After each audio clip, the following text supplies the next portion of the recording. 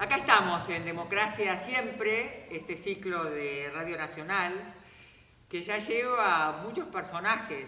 Son 40 años de democracia, 40 personajes que han hecho la democracia, que vivieron las distintas etapas, que dan testimonio. Y hoy tenemos un personaje muy simpático, además de una vida de peronista.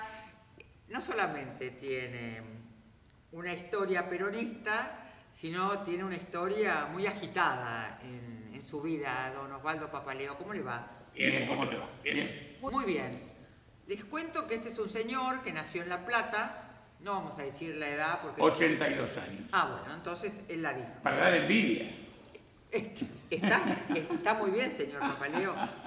Reivindica el peronismo como una fuerza de contramano, hijo de un panadero anarquista y de una madre porteña que antes de convertirse en ama de casa vendía la protesta en los trenes.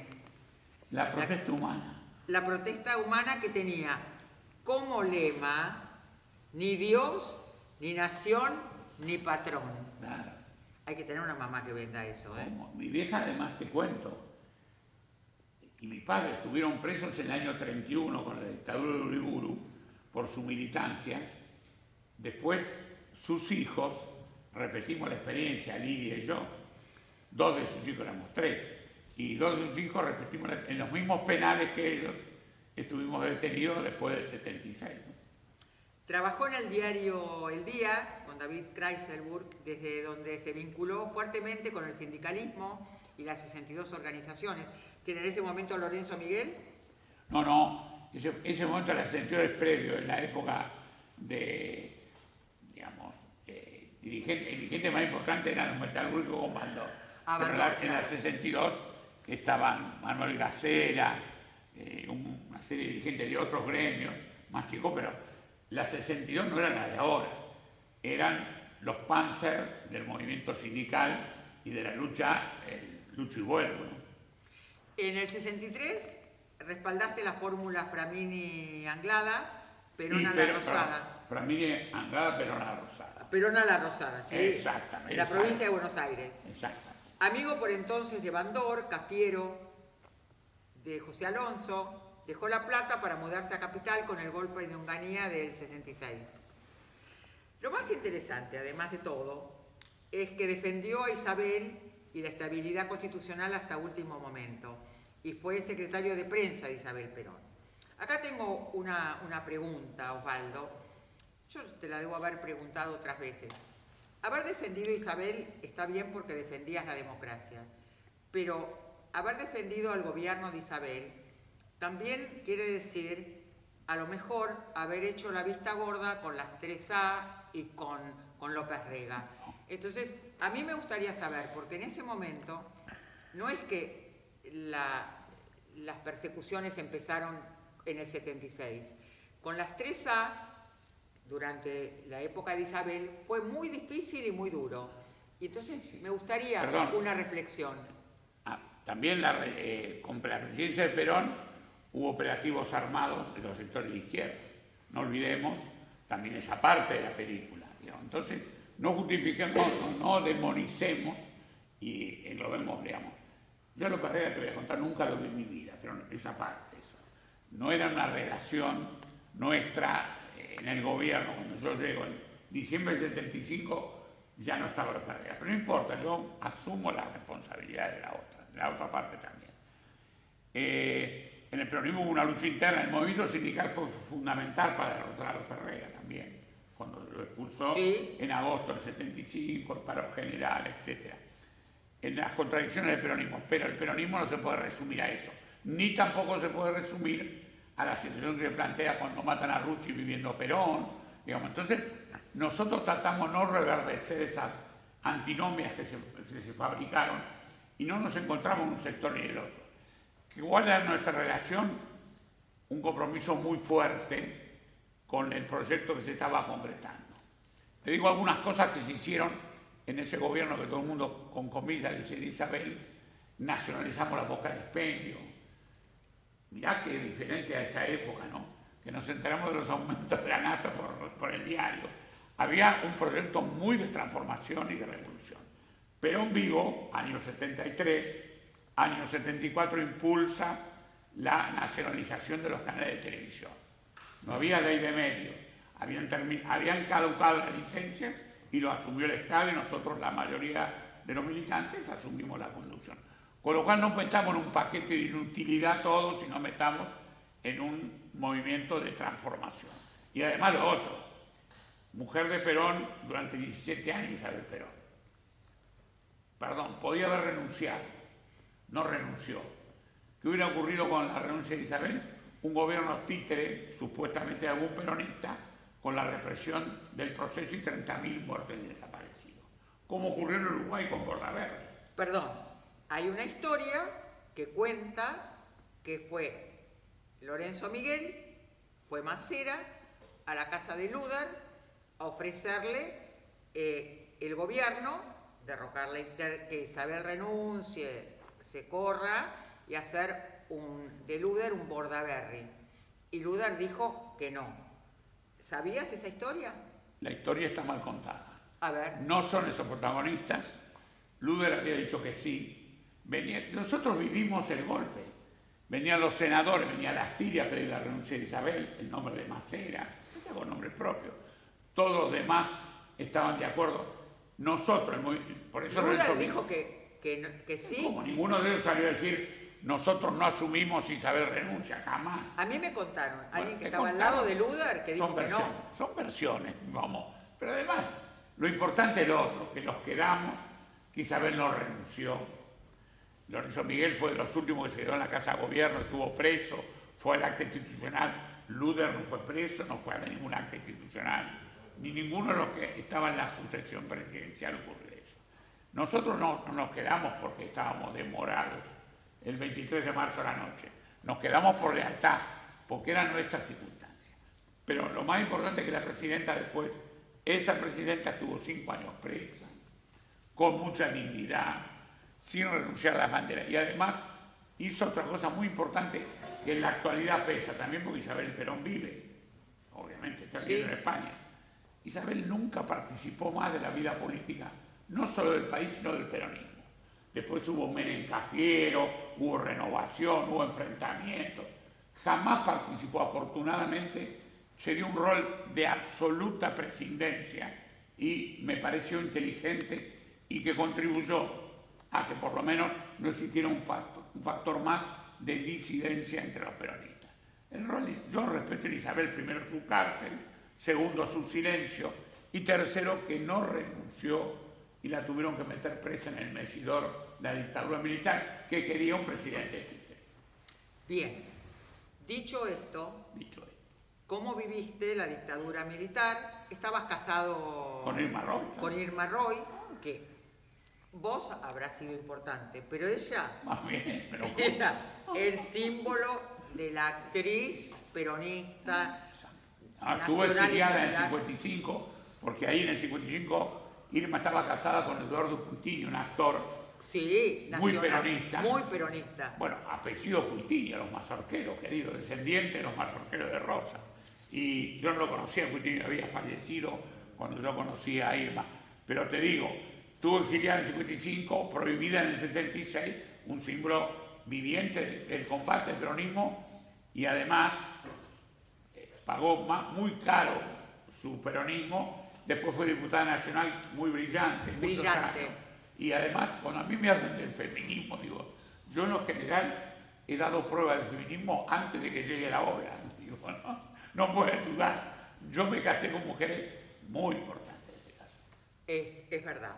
Ahora, también es cierto que vos criticaste mucho a Manzano, a Grosso, a Bordón, a De la Sota, los hombres que eran de la Renovación, porque supuestamente, según vos, tienen unos egos que son imposibles de aguantar.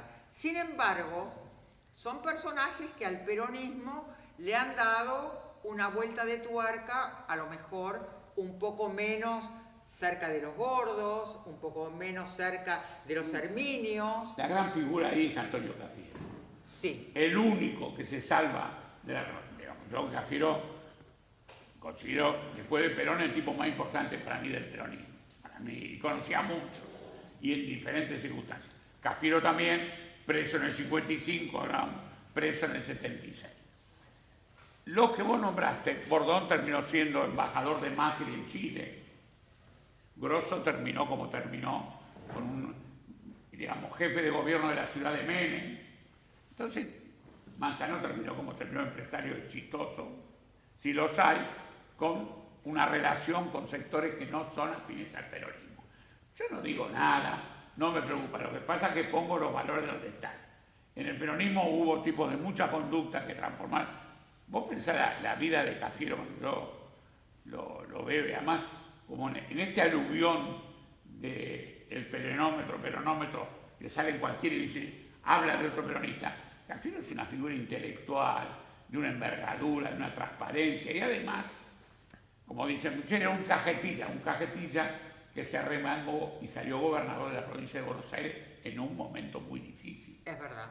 Cafiero ganó una elección muy difícil, Alfonsín en semi-apogeo, Casella un candidato por el sistema y el peronismo derrotado. Habíamos ganado la interna contra Herminio Iglesias, habíamos ganado una interna contra un peronismo que no reconocía democracia interna, pero sale y en el 87 el cajetilla, el bien vestido, el elegante. El que vivía en San Isidro. Claro, pero además era el blanco de los negros, digamos, para el gorilaje. Cafiero era muy aceptado porque era como el blanco, y no, Cafiero siempre fue negro, vamos a decir así. Y ganó una elección vital para el peronismo. Le ganó Alfonsín y revitalizó el peronismo para volver al poder en el 89. Es absolutamente cierto. Bueno, vos lo has vivido. Yo lo viví porque yo apoyé a Cafiero, estuve con Cafiero. No, y estuviste muy cerca, no apoyaste. No fuiste a votar ese día. No. Vos eras militante nuestro. Militante, Exacto. sí. Exacto. Siempre fui peronista y por eso me asombra y quiero contarte cómo tomaste el triunfo de Alfonsín, sobre todo el fracaso de Luder Vittel, porque fue un golpe muy fuerte para nosotros. Yo volvía en el auto con Julio Bárbaro y me decía que gane el radicalismo en la Argentina y el domingo sin fútbol es como, nos vamos a deprimir, Ani, me dijo. Y no fue así, porque Alfonsín dio muestras de ser un gran demócrata y hizo lo que pudo con esta transición. Fue un radical gobernante, con todos los bienes, con todos los beneficios, ojo, ni comparar con los radicales que son del PRO. Alfonsín fue un radical con la tradición de Irigoyen, la tradición de Mosconi, la tradición en serio, digamos. Alfonsín en ese aspecto... Bueno, era mejor candidato que Luder Vittel. Era mejor no sé candidato si era que mejor Luder. Candidato, representa él capaz individualmente. El radicalismo lo que ganó no era mejor que nosotros. Terminó muy mal, terminó sin un plan económico. La primera ley que impulsa Alfonsín por presión del gorilaje interno del radicalismo es el tema de las relaciones laborales.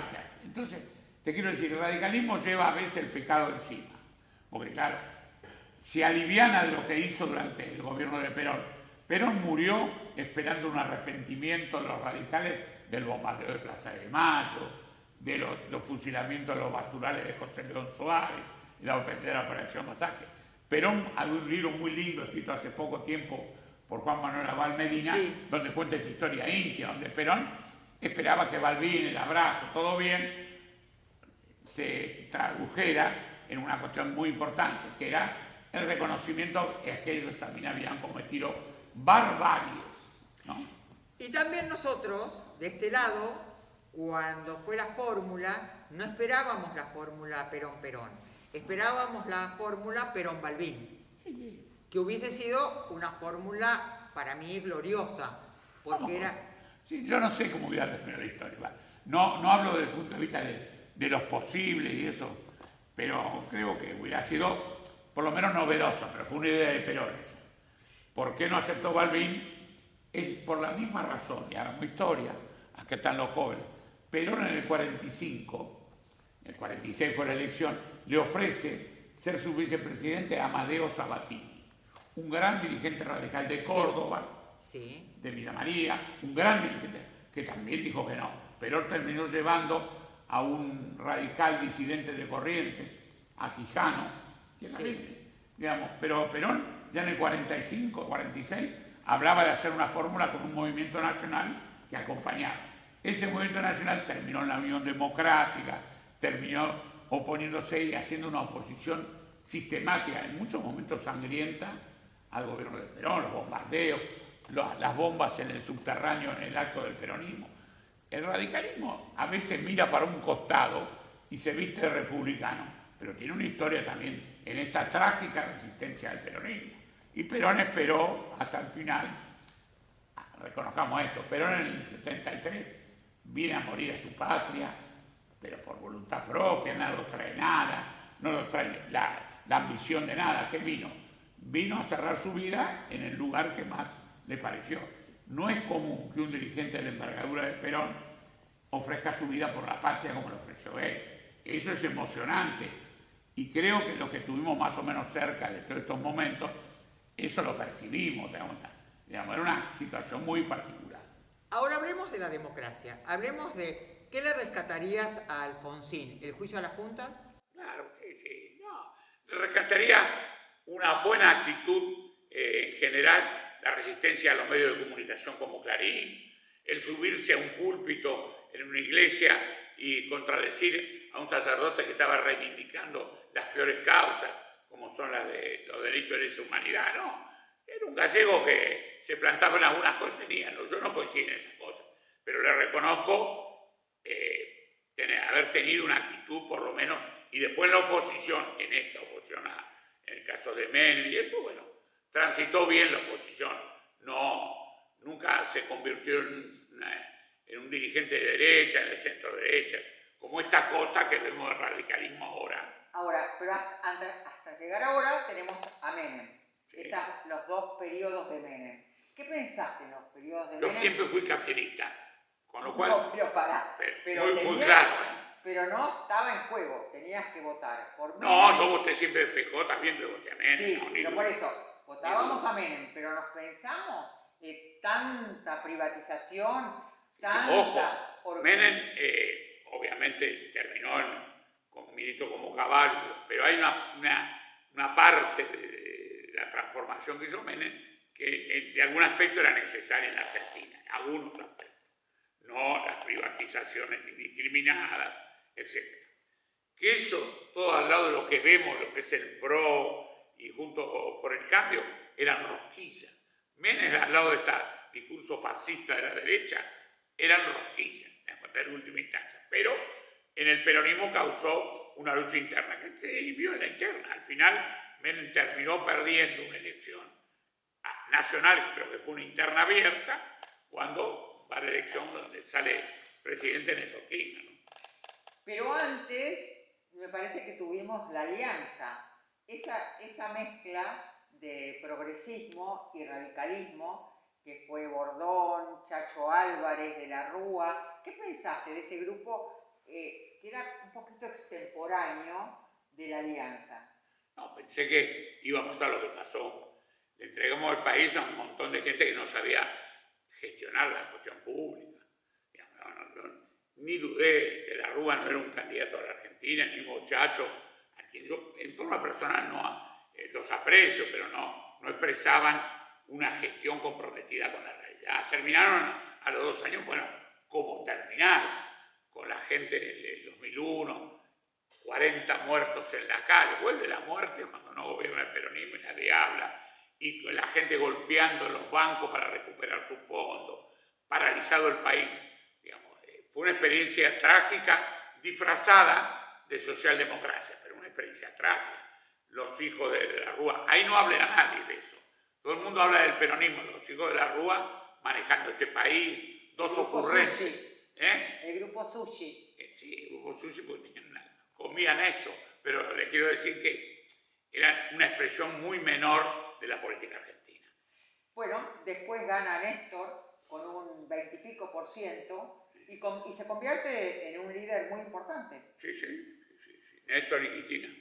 Yo pongo a Cristina en el mismo nivel de Néstor. No, pero primero como fue Néstor, y fue tan distinto, y fue con el Fondo Monetario, y hizo tantos cambios, ¿qué pensaste en ese momento? No, yo en una primera etapa lo tuve en observación, porque nosotros los que estábamos en los medios de comunicación vimos que había como una gestión muy consensuada con Clarín, traducida en la aprobación, o no con la anuencia de todo el peronismo, con el grupo homogénico de Clarín y Telecom, digamos. Cuando le dieron Cablevisión. Exacto. Entonces, se entraba a volver el monopolio, que era una estrategia momentánea de un presidente, que yo lo admito. Digamos. Perón tuvo estrategias momentáneas, Néstor Kirchner en ese momento. Poco después, Néstor Kirchner comienza a hablar de que está nervioso Clarín, empieza a enfrentar a los grupos de interés reales. Eso es la verdad. Cuando hablamos de los medios de comunicación hegemónicos, estamos hablando del poder en serio. Y yo lo digo sin duda. Cuando hablamos del divorcio, del reconocimiento a la diversidad, estamos hablando alrededor de la cuestión del poder, cuestiones importantes, derechos individuales. Cuando hablamos de los medios, estamos hablando del poder en serio. No lo podemos comparar.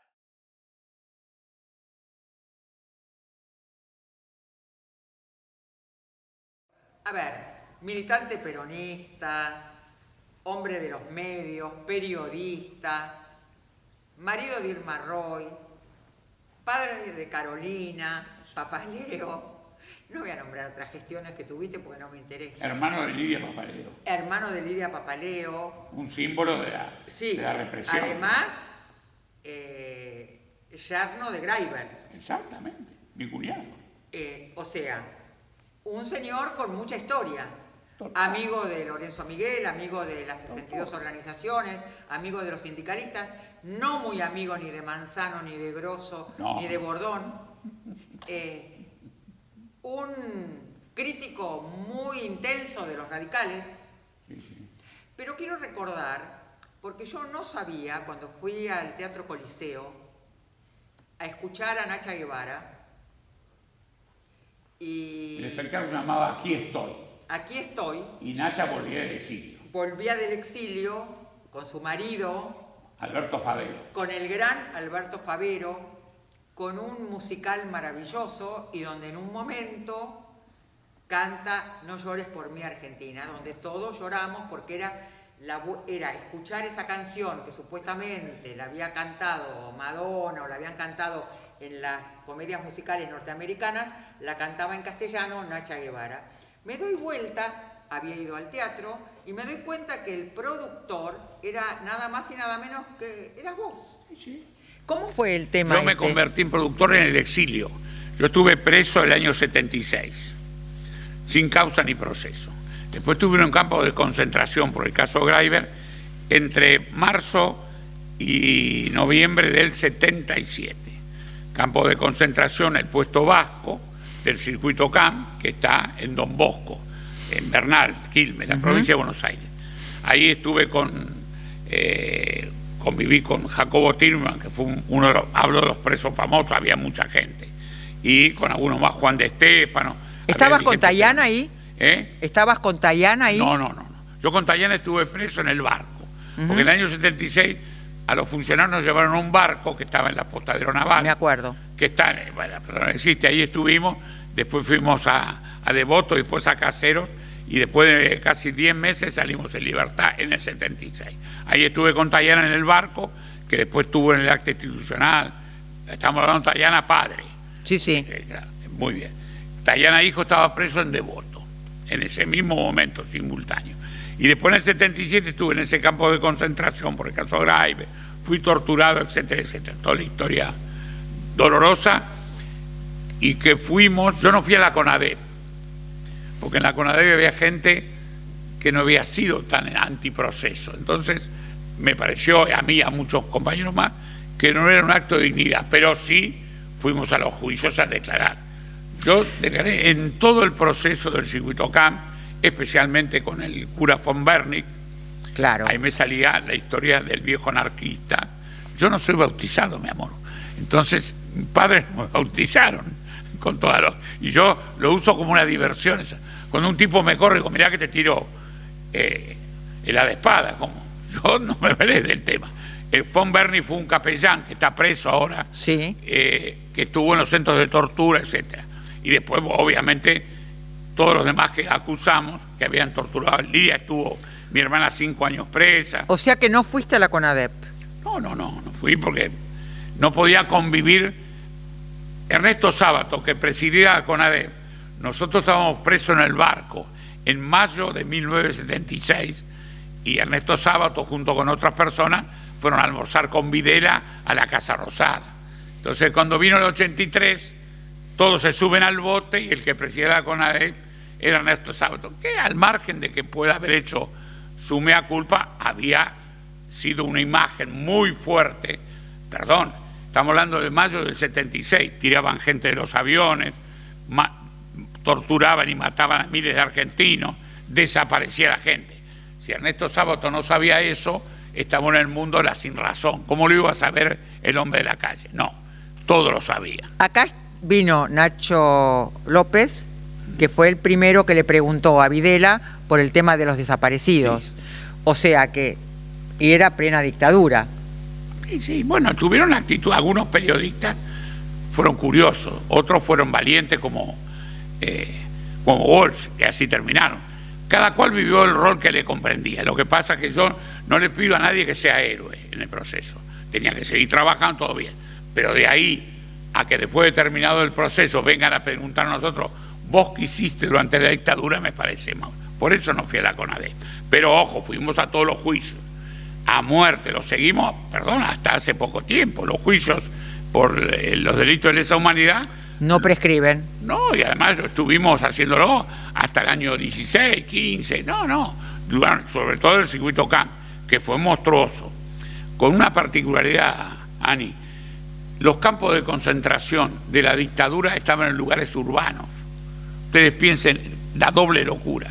Estaban a la vista. En la capital federal, el Olimpo, estaban en Quilmes, el Pozo de Banfield, en un barrio de Banfield.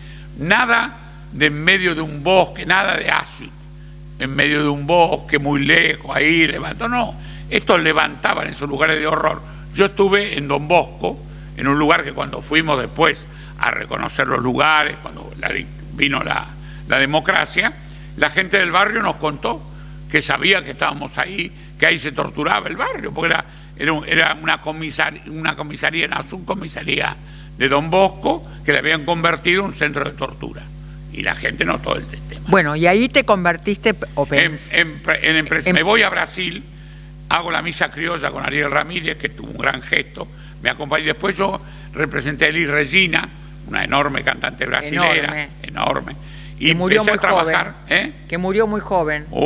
Claro, claro, lamentablemente. Entonces empecé a trabajar, a traer brasileros, traje a Milton Nascimento, a Buenos Aires, Ney Mato Grosso, con todo lo que eso significa. Y empecé a trabajar también con Atahualpa Yupanqui, que me llamó su esposa, Nené, para trabajar con Atahualpa. Estuvimos 3 años trabajando juntos. Ojo, Atahualpa también estaba prohibido.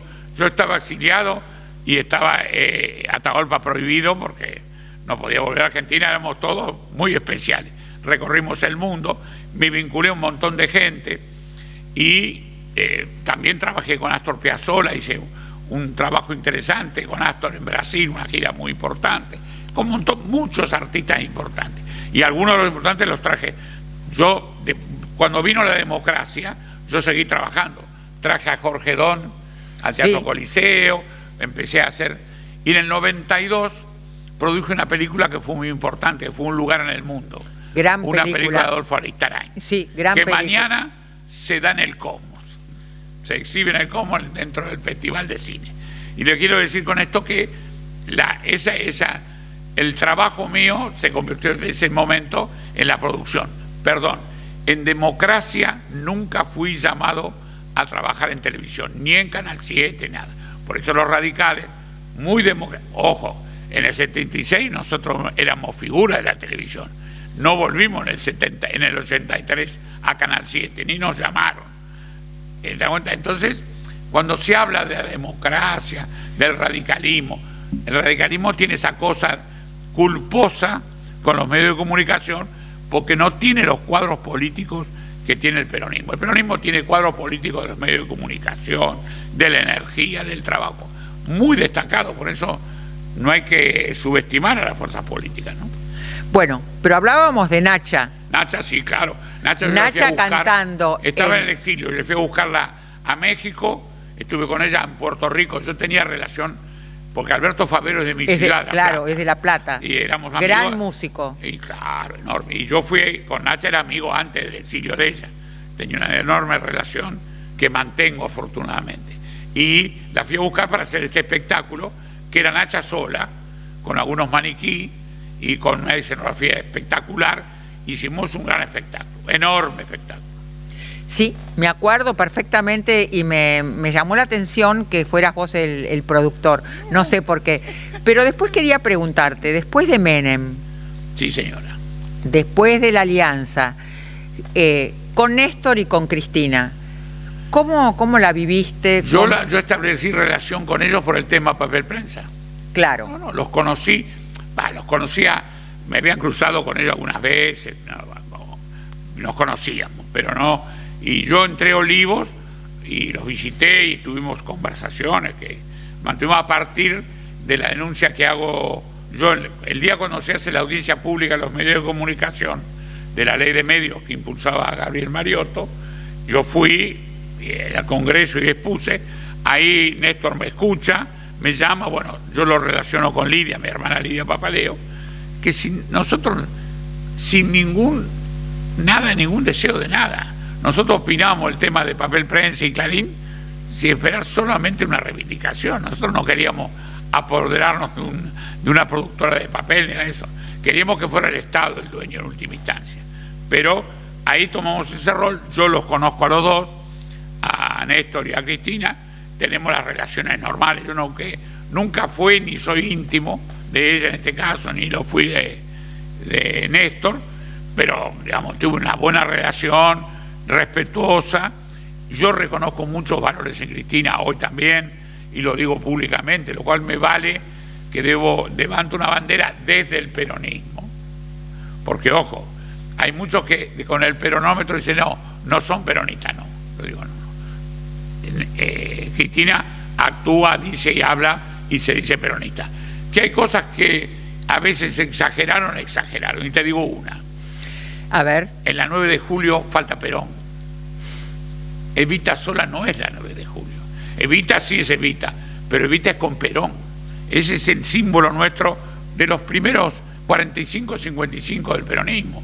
No había imagen de Evita sin Perón, ni imagen de Perón sin Evita, es muy raro. ¿Por qué? Y esa cosa curiosa de algunos que le tienen un poco de tirre a Perón, no sé por qué, porque Perón es un monstruo y que dio todo por este país.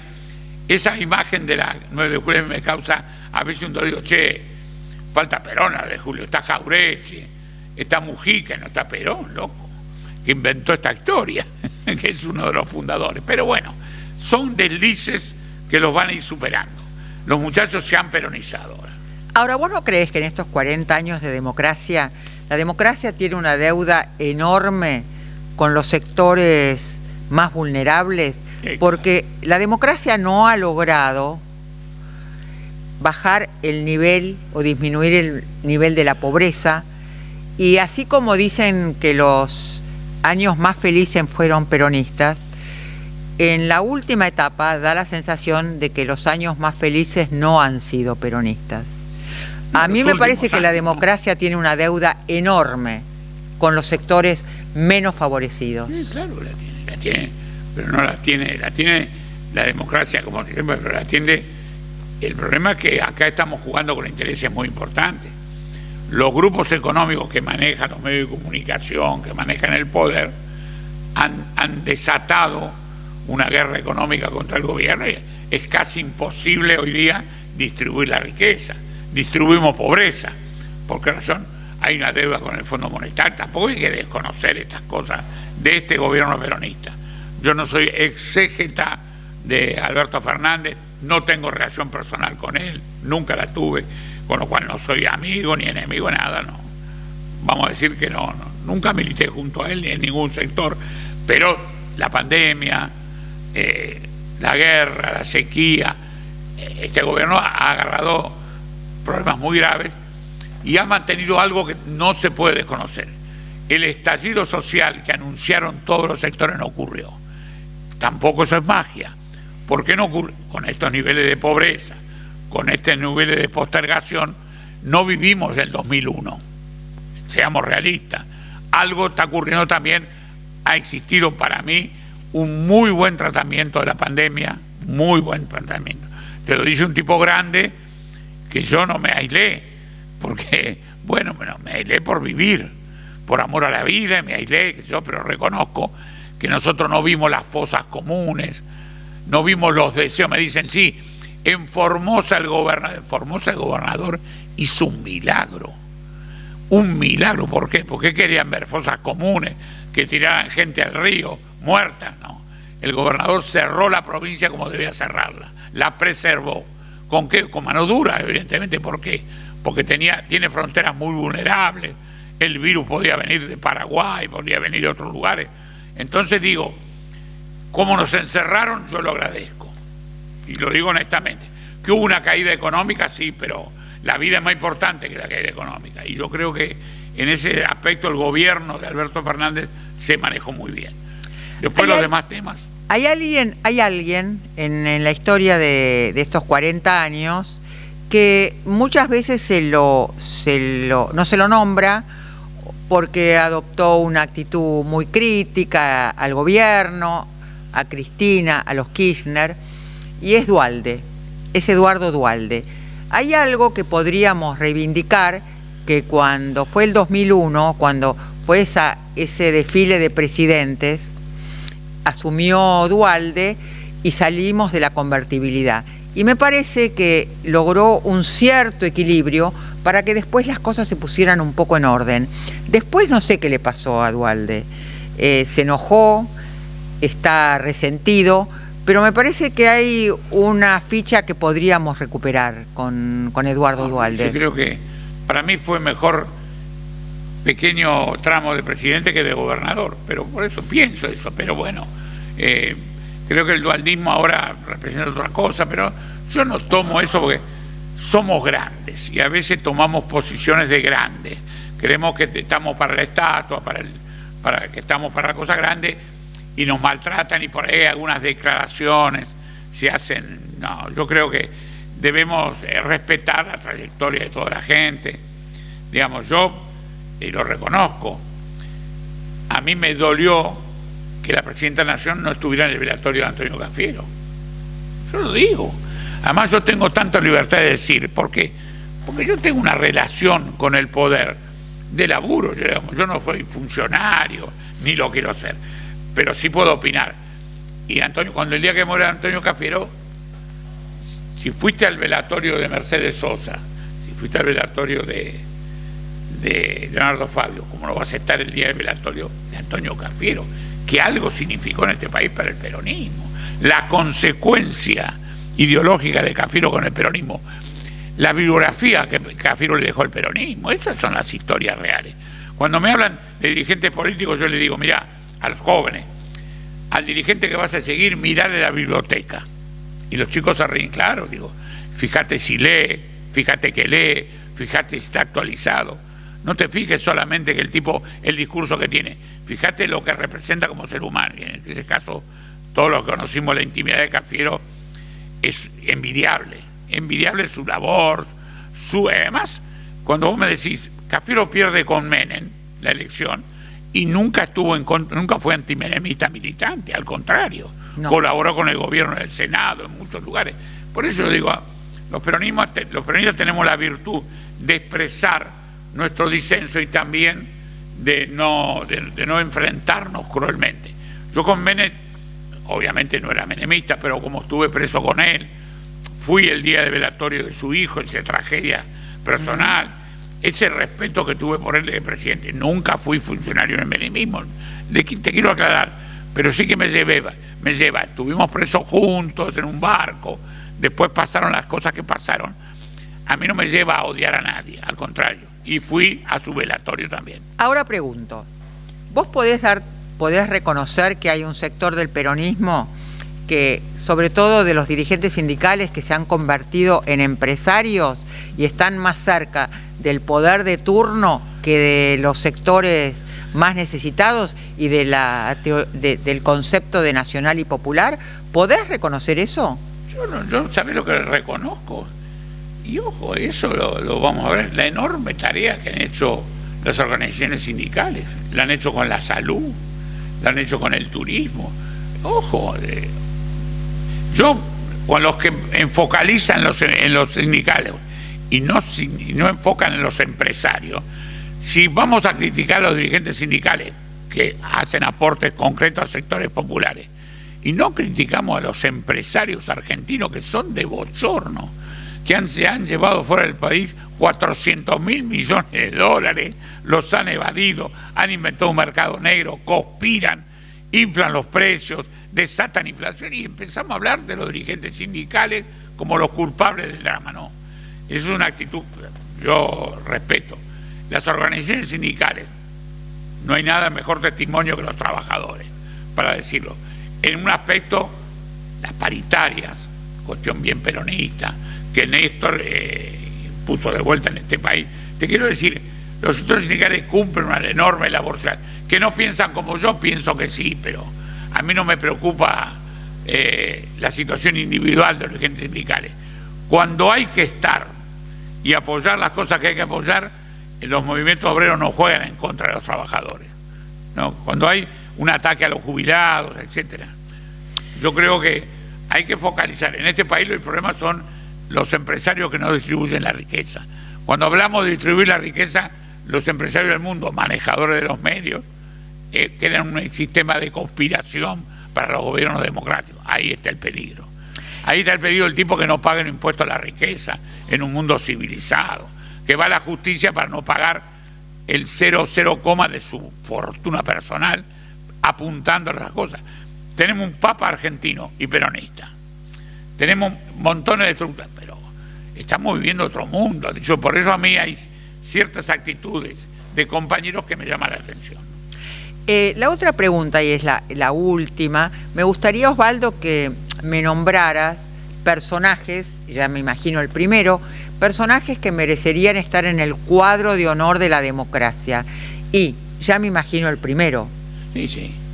Antonio. Claro. Antonio Cafiero. Antonio Cafiero lo ponemos en el cuadro de honor de la democracia, de estos 40 años de democracia.